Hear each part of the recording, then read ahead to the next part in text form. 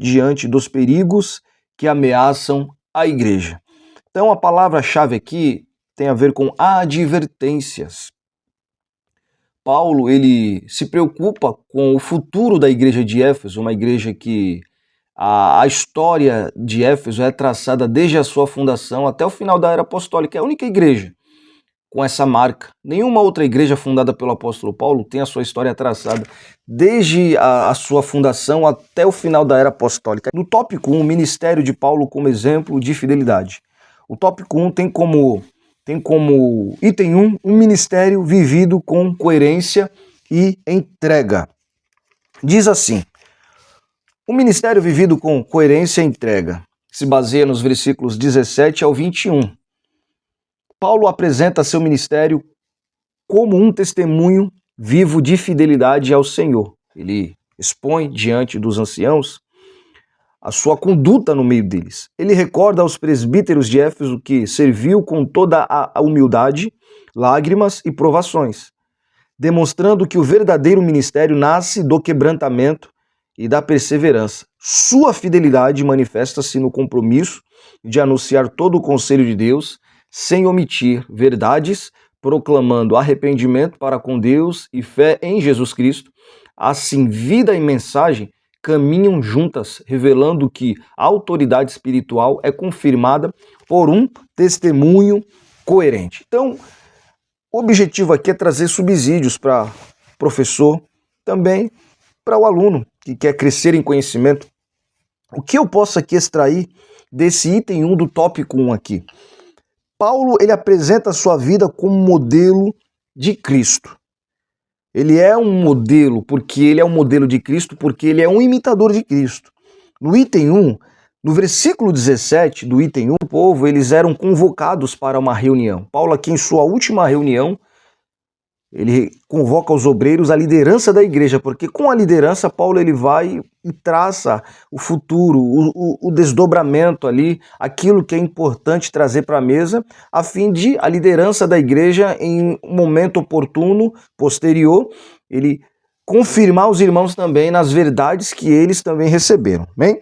E no verso 18, nós observamos também algo que é importante o aluno também focar.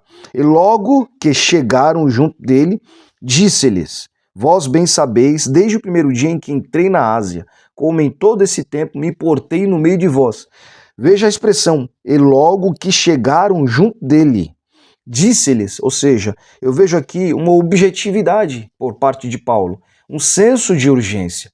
Paulo, ele não perdeu tempo, logo que chegaram as lágrimas e tentações que pelas ciladas dos judeus me sobrevieram. Vejo também sentimento correto. Paulo, ele fala aqui de um sentimento correto, de um sofrimento correto e de perigos corretos, ou coerentes com aquilo que ele vivia no Senhor. Então, em tudo, Paulo aqui ele se mostra aprovado por Deus. É um homem cujo sentimento era correto, sofrimento seu refletia o sofrimento de Paulo. Ele transmitiu a doutrina do Senhor, ele compartilhou os ensinamentos de Cristo, ele pregou com exatidão e também ele cumpriu, ele foi até o fim, ele transmitiu tudo que ele tinha de transmitir. Está falando de coisas aqui de cumprimento cabal de sua missão. Ele foi até o fim, ele não fez pela metade, ele não deixou lacunas, ele não começou e não conseguiu terminar. Pelo contrário, ele iniciou e concluiu a sua obra. Exatidão e cumprimento, que é o que se baseia também o item 2. A fidelidade apostólica como a guarda da verdade. A fidelidade apostólica envolve zelo pela sã doutrina e vigilância contra o erro. Paulo sabia que apenas a verdade do evangelho seria capaz de confrontar falsas doutrinas e preservar a igreja.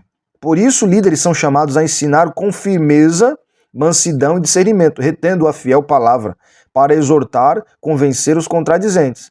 A igreja permanece saudável quando se alimenta da palavra e desenvolve uma fé não fingida, sustentada por uma boa consciência. Então, meus queridos, a importância da exatidão e do cumprimento dessa missão.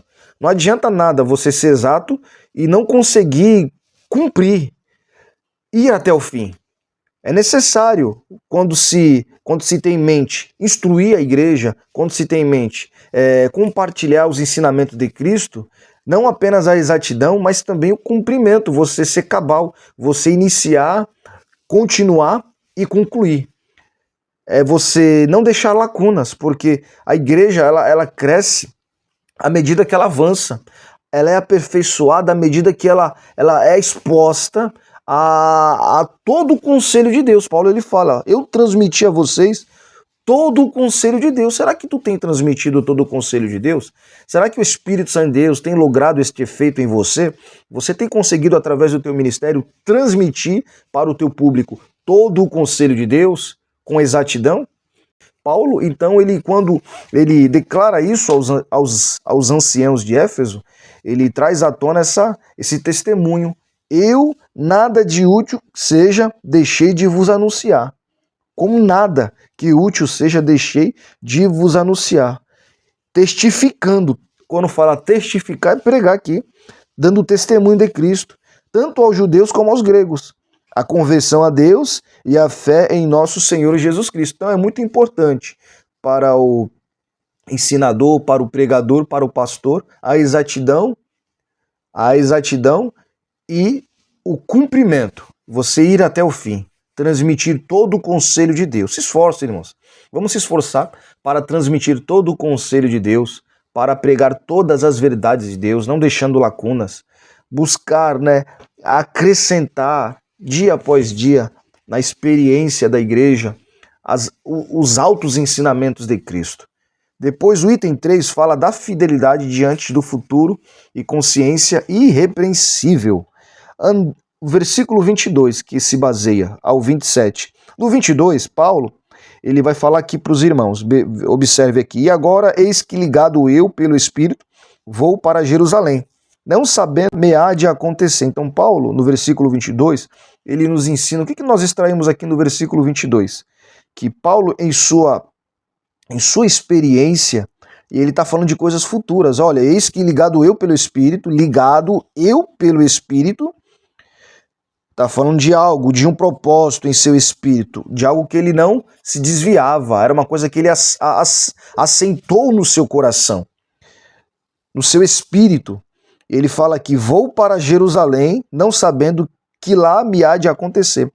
Ele tá, o que nós podemos extrair? Versículo 22. Andar por fé, mesmo sem saber o que há de acontecer. Quando eu olho para esse relato de Paulo aqui, para essa declaração paulina, eu vejo que Paulo era um homem que andava por fé. E na experiência cristã, o crente ele precisa entender que a sua vida é uma vida traçada na fé. Você precisa dar passos de fé, mesmo sem saber o que há de te acontecer. Porque o que eu vejo em muitos cristãos hoje é uma preocupação excessiva com relação ao futuro. E quando se há uma preocupação excessiva com relação ao futuro, isso vira ansiedade. E Deus não trabalha com ansiedade, meus queridos. Andar com Deus é andar por fé.